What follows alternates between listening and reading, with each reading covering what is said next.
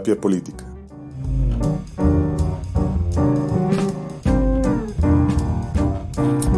Yo soy Nicolás Villa.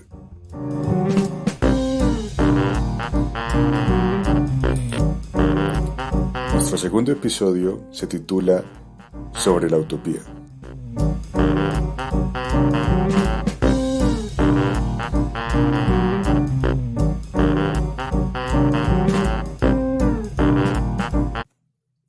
El motivo para dedicarle un episodio al concepto de la utopía es un diagnóstico que he recibido por parte de terapeutas y a la vez propio. El diagnóstico es que yo tengo una personalidad, un carácter, un eneatipo, si se quiere, mental. Los caracteres como el mío, las personalidades como la mía, tienden a tener escapes o a escaparse de su realidad, del aquí y a la hora, yéndose a su cabeza, subiéndose a la cabeza, a imágenes propias o del pasado o del futuro que sirven, que se utilizan o que la mente las utiliza para no bajar al cuerpo, para no estar en el presente.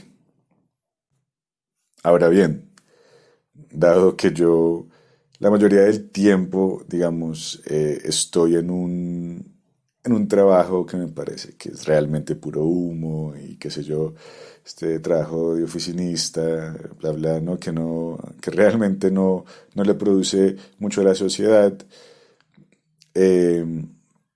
El escape, digamos, a la mente, a las utopías, pues es algo común en mi vida, y no solo en el trabajo, sino, digamos, en múltiples escenarios. Entonces, dada esa, digamos, ese contexto, y también dado que hay un libro muy interesante de un historiador holandés llamado Rutger Bregman, llamado Utopía para Realistas, decidí abordar este tema desde la historia, también como terapia personal, y también, digamos, desde la teoría psicoanalítica y filosófica de Slavoj Žižek, profesor, ¿no?, investigador y, digamos, intelectual esloveno. Entonces, si uno mira el diccionario o distintos diccionarios, digamos que los factores o las constantes que hay en las definiciones de utopía en nuestra lengua son básicamente el hecho de que es algo perfecto, no imaginario e imposible, en el sentido, pues lo imaginario es imposible en el sentido en que es irrealizable, ¿no? Además con connotaciones sociales, de una sociedad ideal o de un mundo ideal, ¿cierto? Entonces digamos que esa es la definición clásica de utopía. Definición que acepta Žižek como, digamos, la primera definición, la del sentido común, la de la cultura, de la utopía. Sin embargo, para Žižek, esa definición, digamos, no tiene ningún potencial digamos, de emanciparnos, y precisamente es nociva, ¿no? Nociva en el sentido en que yo, digamos, la describí al comienzo, esa utopía imaginaria, irrealizable, imposible, de un mundo perfecto, sin conflictos, ¿no? Simplemente nos aleja de nuestra realidad, de nuestro presente, y se puede convertir inclusive en algo neurótico. Después, dice Žižek, hay una segunda utopía, ¿no?, que es la utopía digamos, que propone la sociedad o la comunidad política o la sociedad absurda que yo describía en el episodio anterior de este programa de terapia política, que es la utopía del capitalismo. Esa utopía del capitalismo, esa utopía que nos obliga y nos ordena gozar, es la utopía del consumismo desbordado y de la transgresión, ¿cierto? Entonces, la utopía del consumismo en el sentido en que yo siempre debo tener una versión nueva, así no tenga la necesidad, digamos, utilitaria, pero sí una versión nueva de X o Y, juguetico, herramienta, software, lo que sea, ¿no? Teléfono, bla, bla. Siempre hay que tener una versión nueva, hay que seguir consumiendo, hay que llevarlo un paso más allá. En el caso de la transgresión, digamos que hay que ir en contra quizá de lo establecido, siempre yendo un poquitico más allá, ¿no? Digamos que el escenario clásico de esa utopía capitalista transgresora puede ser quizá lo sexual, ¿no? Entonces, por ejemplo, siempre quiere un poco más allá, expandir, ¿no? Los horizontes, entonces, ¿por qué no hacerlo, qué sé yo, con los animales, con los muertos, ¿no? Eh, si no estoy mal, fue en Estados Unidos o en Europa, qué sé yo, donde algún partido propuso que los necrófilos también tenían derechos y que, digamos, su deseo y también tendría que ser satisfecho. Y entonces debería, digamos, los seres humanos, pensando en ellos y de alguna manera pensando en su utopía y en sus necesidades, podríamos firmar, digamos, unos contratos como quien dona órganos después de su muerte. Quizá nosotros, la humanidad, también podríamos firmar unos contratos para que hicieran con nuestros cadáveres lo que quisieran los necrófilos después de nuestra muerte, ¿no? Entonces, esa utopía capitalista va en ese sentido, siempre crear algo más, siempre transgredir un poco más, bla, bla, ¿no? Zizek también desacredita, digamos, esa visión de la utopía capitalista, y quien les habla, pues, no porque lo diga Zizek, sino por su, por mi intuición propia y por mis, digamos, propias experiencias de vida, que ciertamente no han llegado a esos excesos, ni que deseo que lleguen, claramente. También, digamos, descarto esa segunda visión, esa utopía capitalista. La primera, ¿no? La del escape, la de soñar despierto, me parece, digamos, también no logra nada. La segunda, quizá aún menos, ¿no? Además, honestamente, pues nunca la he experimentado. Quizá por crianza o qué sé yo, nunca he tenido, o por deseo propio, siendo honesto, nunca he tenido la necesidad ni de consumir tanto y ciertamente no de transgredir las normas. Nunca me ha llamado la atención, por lo menos en ese sentido que explicaba anteriormente. Y bueno, entonces queda una tercera opción, pues que dejo que el propio Zizek la explique en sus palabras. On the other hand, we are obsessed with cosmic catastrophes, the whole life on Earth disintegrating because of some virus, because of an asteroid hitting the Earth, and so on.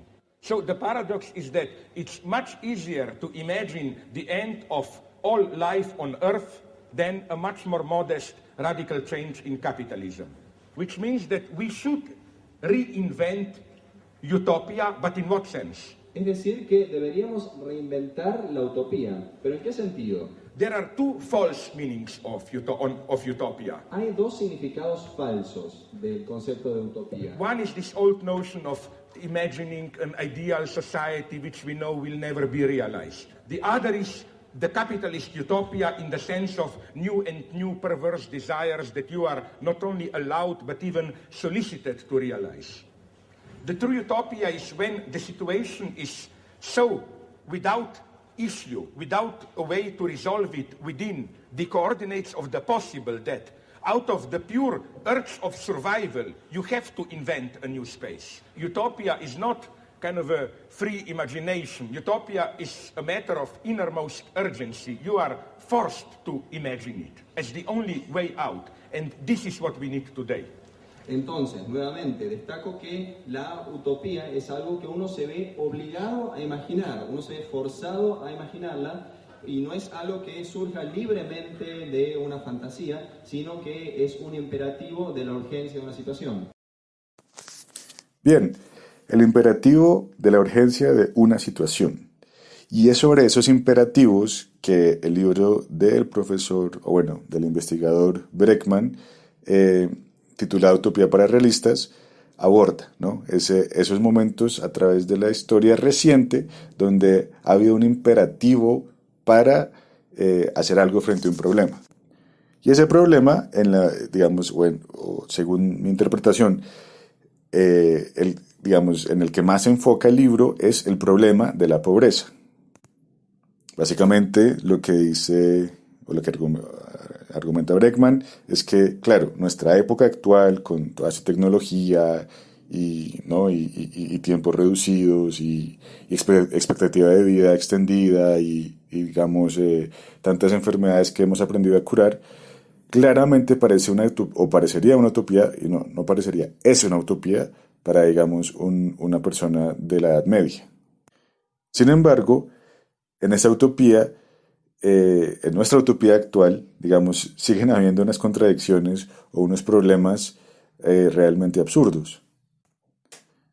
Los economistas de comienzos del siglo XX, en los años 30, se estaban preguntando qué iba a pasar con todo el tiempo libre que iba a tener la humanidad. Esta humanidad ya sana, con techo, bien alimentada y universal, ¿no? ¿Qué iba a pasar con esa humanidad con todo el tiempo libre que iba a tener? Porque básicamente ya no habría necesidad de trabajar porque las máquinas lo harían todo. Y hemos llegado a esa etapa histórica donde las máquinas cada vez más están haciendo todo y sin embargo vemos que mantenemos estas estructuras de trabajo en oficinas donde realmente la mayoría del tiempo estamos en redes sociales o redactando cosas que nadie va a leer y que nadie le interesan y que realmente no son productivas ni para nosotros ni para la sociedad. Entonces, como digamos la ideología dominante nos dice que el problema de la pobreza es que la gente es vaga o no está bien preparada o que simplemente tienen deficiencias morales o éticas y por eso son pobres. Ante urgencias de pobreza fuertes, sobre todo en el primer mundo, digamos, demasiados habitantes de calle o simplemente demasiado estancamiento social en X o Y pueblo del hemisferio norte, ha habido instancias donde, por ejemplo, más de un gobierno ha decidido simplemente darle plata a la gente. Sin pregunta alguna, se le da plata a la gente porque está viva, sin ningún otro motivo que el hecho de que están vivos. Los resultados han sido pues fenomenales, ¿no? El problema de la pobreza es básicamente ese, no tener plata. Entonces, si el problema de la pobreza o de los pobres es la pobreza y la pobreza es no tener plata, pues lo mejor es darle a la gente plata. Y con esa lógica, digamos que ha habido, no sé, algunos, digamos, experimentos sociales y políticas públicas puestas en práctica, donde, como dije anteriormente, los resultados han sido fenomenales. La gente, digamos, no ha dejado de trabajar, ¿no? Sino que simplemente ha podido avanzar en su vida, ha podido pasar más tiempo con su familia, seguir formándose. Básicamente ha podido vivir su vida de una manera más plena. Y así con muchas cosas, ¿no? No solo la plata directa, sino digamos el tiempo, las horas semanales en las que se trabaja, las licencias de maternidad y paternidad, ¿no? Cada vez que estas cosas que parecen tan utópicas se han intentado, pues han funcionado muy bien. Y además de que ha funcionado bien, han funcionado bien, estos programas nunca han sido demasiado costosos. Al contrario, usualmente son más baratos que lo que hay anteriormente y también que lo que ha venido después. Entonces, ¿por qué estas medidas supuestamente utópicas no están implementadas en todo el mundo? Básicamente por voluntad política, porque científicamente, económicamente, desde cualquier otro punto de vista, no hay sustento para que, digamos, no hayan políticas universales en este sentido. Eso sí, cuando se propusieron, siempre se daban 3 argumentos en contra de la supuesta utopía. Primero, que no era posible. Segundo, que los riesgos eran demasiado grandes. Y tercero, que la gente se degeneraría. Todos falsos. En ese sentido, no nos queda como humanidad más que sentir el imperativo de la utopía e implementarla. Porque como dice Zizek, el futuro o es utópico o simplemente no habrá futuro.